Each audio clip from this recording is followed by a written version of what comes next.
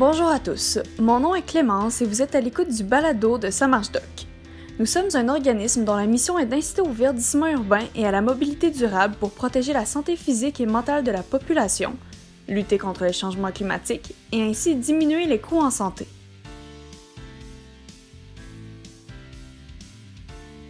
Ce printemps, nous vous offrons une série de balados portant sur différents sujets ayant un lien avec la santé, l'aménagement et l'environnement.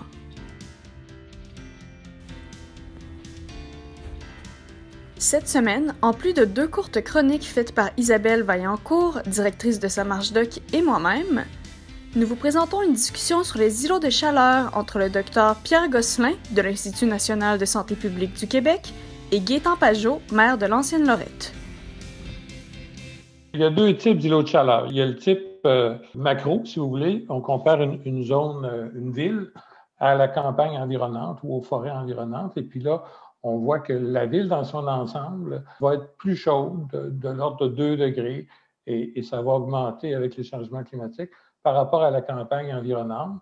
Pour une raison principale qui est que la grosse différence se passe la nuit. Il peut faire chaud à la campagne le jour ou dans une forêt le jour, mais la nuit, ça rafraîchit beaucoup parce qu'il y a, dans le fond, le sol n'est pas artificiel. Il n'y a pas d'asphalte, il n'y a pas de béton, il n'y a pas rien qui emmagasine la chaleur pendant la journée et qui se dégage la nuit. Ça, c'est l'effet macro. À l'intérieur d'une ville, par contre, là, il y a d'autres types d'îlots de chaleur qu'on peut appeler des micro-îlots de chaleur. Là, c'est la différence entre assis dans votre cour à l'arrière avec des arbres, du gazon, et puis être au centre-ville de Québec, dans un quartier où il n'y a pas d'arbres, où il n'y a que du béton et de l'asphalte à 97 %. Alors là, c'est une différence qui peut aller jusqu'à 15-20 degrés entre cette zone-là et un parc urbain qui est à côté. Les endroits les pires, c'est les parcs industriels, ça c'est sûr, parce que là, on a commencé un petit peu à planter des arbres, à verdir un peu, mais ça reste très chaud. Après ça, intermédiaire, c'est du gazon. Du gazon un peu plus long va être un peu plus frais. Quand il y a des arbustes, des arbres, ça crée de l'ombre en plus, mais ça aussi aide à absorber l'eau quand il pleut et à évaporer la chaleur quand la pluie cesse. Alors, tout ça fait qu'il y a des zones plus ou moins fraîches en ville. On a des îlots de fraîcheur aussi, et puis on a des îlots de chaleur plus ou moins intenses. Ce qui caractérise les 2 types d'îlots de chaleur dans le fond. Ce qui est intéressant, l'Ancienne-Lorette est quand même assez bien garnie au niveau de parcs urbains, d'espaces verts quand même, puis vous en avez entendu parler dans l'actualité. Là, on a le parc des Rivières à l'Ancienne-Lorette, mais il y a tout ce qui est les terrains de l'emprise de l'autoroute 40 que nous, on préfère appeler le boisé loretain. Au cours des dernières années, j'ai été une personne qui a beaucoup milité puis qui s'est beaucoup investi pour revitaliser cet espace-là, pour s'assurer qu'on ait des endroits accessibles pour la population. Puis on en parlera tout à l'heure, là, c'est quelque chose qui fonctionne très bien, surtout en temps de pandémie, alors qu'il nous reste qu'à peu près ça, marcher à l'extérieur. Au centre de la ville de l'Ancienne-Lorette, particulièrement le long de la rue Notre-Dame, on a identifié certains îlots de chaleur aussi. C'est encore pire dans un logement si le toit est plat. Hein? Une des façons que les municipalités peuvent lutter contre ça, c'est de rendre obligatoire le remplacement par des toits blancs ou par des toits, des membranes gris pâle, là. À Montréal, c'est déjà obligatoire dans 7 arrondissements. Quand on est rendu au 3e étage d'un triplex avec un toit noir, là, la température, s'il fait 32 dehors, à l'intérieur, après 2 jours, là, est rendu à 40, là, 42. Ça a été mesuré. Là. Alors ça, il n'y a pas grand monde qui résiste à ça. On n'est pas habitué à ça physiologiquement. Et puis, ça finit que dans toutes les études qu'on a faites depuis 10-15 ans au Québec, on montre que il y a à peu près 20-25 % de risque accru de mourir. Les décès sont rares, mais quand même, quand on reste là, c'est pire. Avoir des troubles physiques ou mentaux, ça augmente de façon très importante, de l'ordre de 40 %. On a été surpris de voir ça.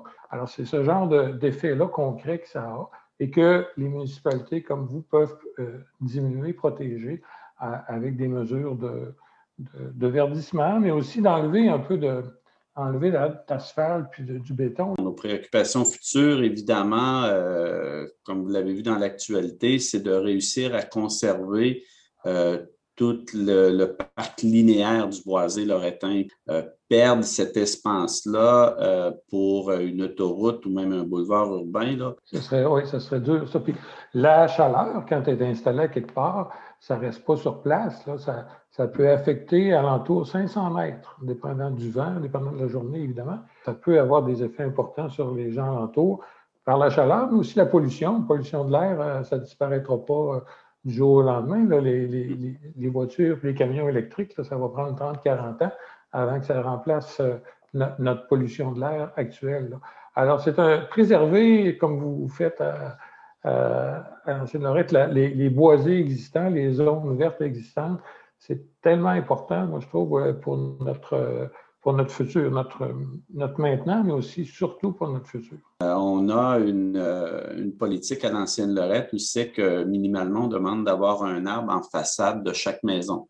C'est toutes des petites interventions comme ça qui fait qu'on ne peut pas régler le problème là, d'un coup de baguette magique, mais en arrivant avec des petites interventions pointues et en s'assurant de travailler fort pour préserver ce que nous avons comme espace vert actuel, c'est pour moi là, une façon de préserver l'avenir. Oui, puis d'autant plus que les arbres épurent beaucoup l'air, hein, enlèvent à peu près, dépendant du polluant, là, mais entre 25 à 50 des polluants.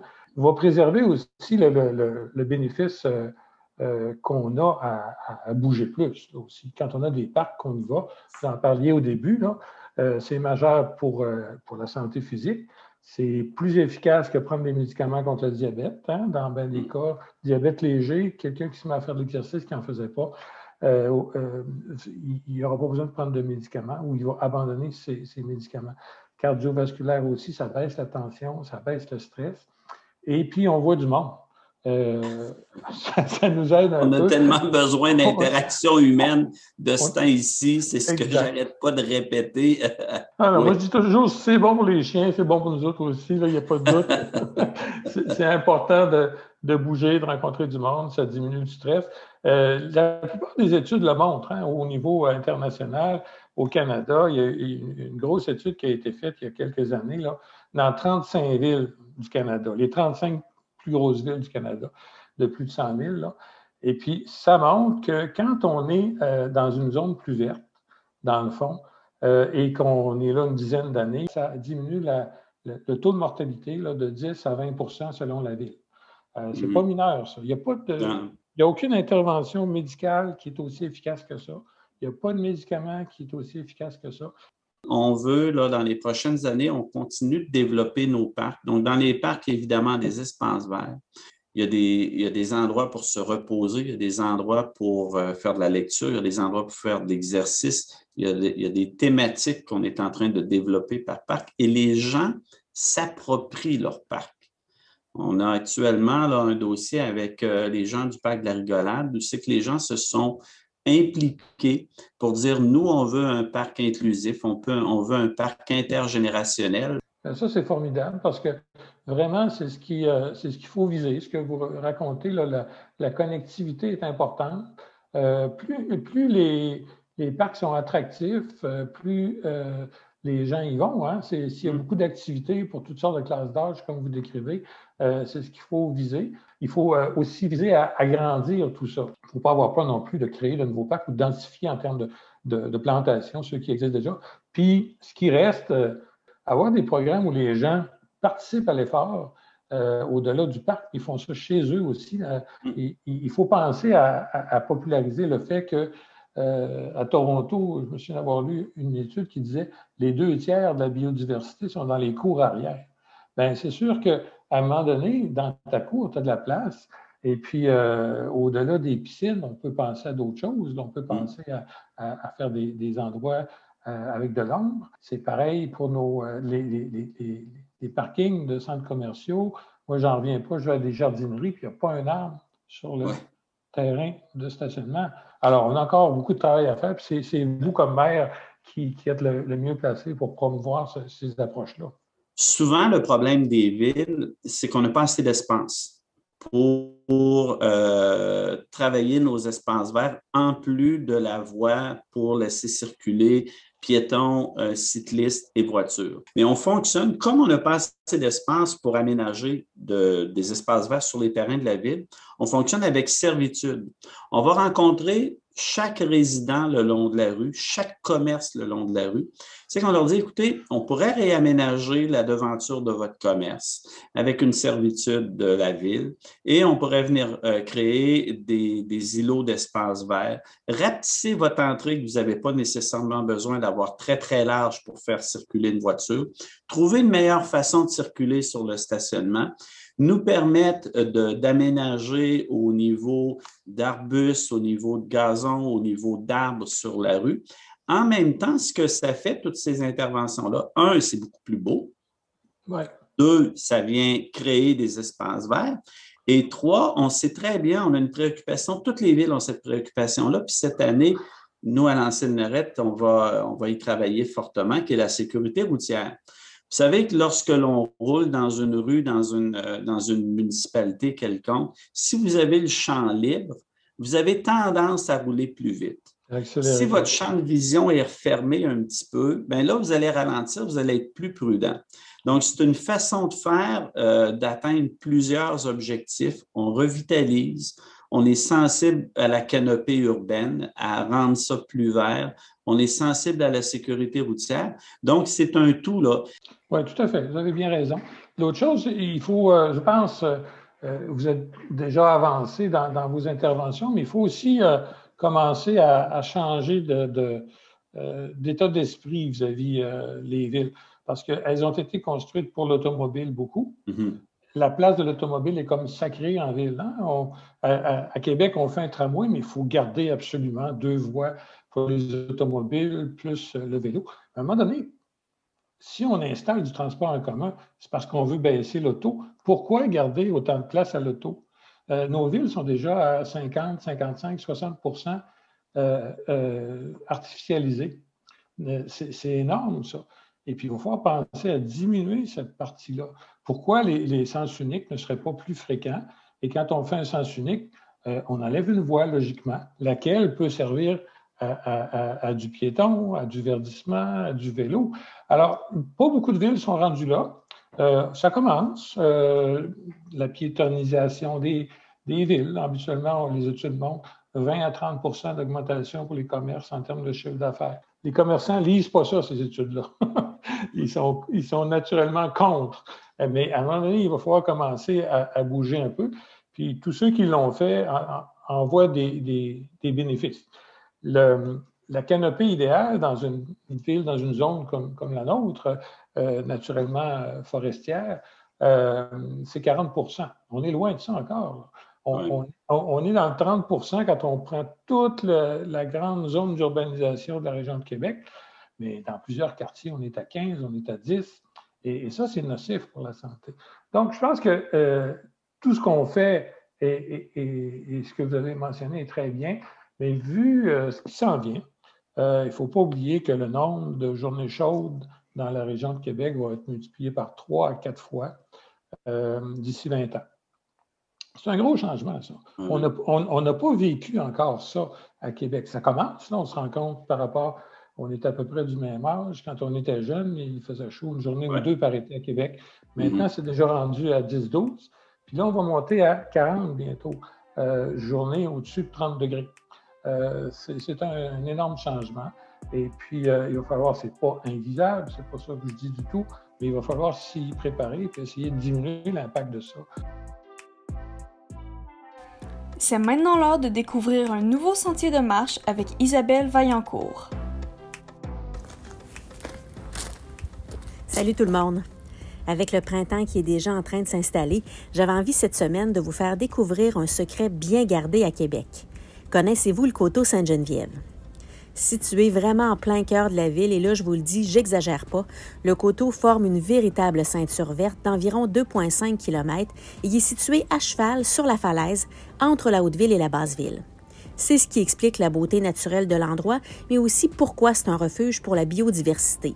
Il y a de nombreux arbres et arbustes à fruits qui en font un lieu de choix pour les oiseaux. Puis au printemps, c'est vraiment la nature en ville. Autre fait intéressant, on y retrouve du noyer cendré, qui est une espèce en voie de disparition. Le chemin Sainte-Foy au sud et le boulevard Charest au nord, ça, c'est les principales artères parallèles au coteau. En autobus, donc, il y a plusieurs parcours, dont des métrobus, qui vont vous y amener. Actuellement, les terrains appartiennent à différents propriétaires, autant publics que privés.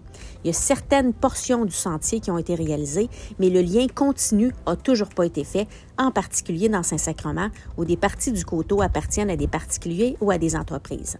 La Ville de Québec a dans ses cartons, depuis un bon bout de temps d'ailleurs, il faut le dire, le projet de relier tous ces bouts de sentier pour ne faire qu'un beau et grand sentier qui relierait les segments du Vieux-Québec jusqu'au Cégep Garneau.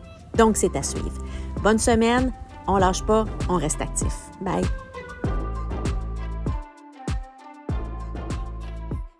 C'est maintenant l'heure de ma propre chronique, et cette semaine, je vous parle des randonnées au printemps. La météo est très changeante ces temps-ci, comme on a pu le voir dans les 2 dernières semaines d'ailleurs. Je vous donne donc quelques petits trucs pour réussir votre randonnée ou votre promenade printanière. Premièrement, prenez le temps de trouver un endroit intéressant où il y a de la nature pour marcher. Les arbres commenceront bientôt à bourgeonner, les oiseaux sont de retour du sud, et c'est le temps de prendre le temps d'admirer la belle nature que l'on a au Québec. Si vous le pouvez, prenez aussi le temps de vérifier l'état des sentiers dans lesquels vous allez marcher avant de partir. On est au moment de l'année où les sentiers peuvent passer d'enneigé à boueux à sec en une fin de semaine. Il est donc important d'être bien chaussé si on ne veut pas finir les pieds trempés. Finalement, je vous conseille d'embrasser la pluie et les flaques d'eau. Oui, ça peut sembler désagréable de partir marcher dans la pluie, mais avec de la bonne humeur et les bons vêtements, ça peut tout de même être une marche très agréable. Assurez-vous d'avoir un bon imperméable pour le haut du corps, mais aussi des pantalons imperméables. D'ailleurs, ne rentrez jamais vos pantalons dans vos bottes, car l'eau glissera jusque dans vos bottes et vous aurez les pieds tout mouillés très rapidement. Personnellement, j'achète toujours mes imperméables 1 ou 2 tailles plus grandes pour être en mesure de m'habiller chaudement en dessous pour ces journées pluvieuses où il fait seulement 2 degrés. Imperméabilisez bien vos bottes de marche ou mettez-vous des bottes de pluie pour vous assurer de garder les pieds bien au sec et vous retomberez peut-être même en enfance en sautant dans les flaques d'eau. Vous pouvez aussi porter des guêtres pour une manière de plus de rester bien au sec. Celles-ci sont en vente dans tous les magasins de plein air et les prix commencent à environ 50 $. C'est déjà presque la fin de la balado-diffusion. N'oubliez pas de nous envoyer une photo, vidéo ou commentaire sur votre marche afin de participer au tirage des prix de présence. Ça fait maintenant environ 15 minutes que vous marchez, soit l'équivalent d'environ 1500 pas. Si vous marchez 15 minutes de plus, vous en serez à 3000 pas et il ne vous en restera plus que 7000 afin d'atteindre l'objectif de 10 000 pas conseillé par les médecins. N'oubliez pas d'aller faire de l'activité physique pendant le reste de la semaine, idéalement en atteignant 30 minutes d'activité physique 5 fois dans la semaine. À la semaine prochaine!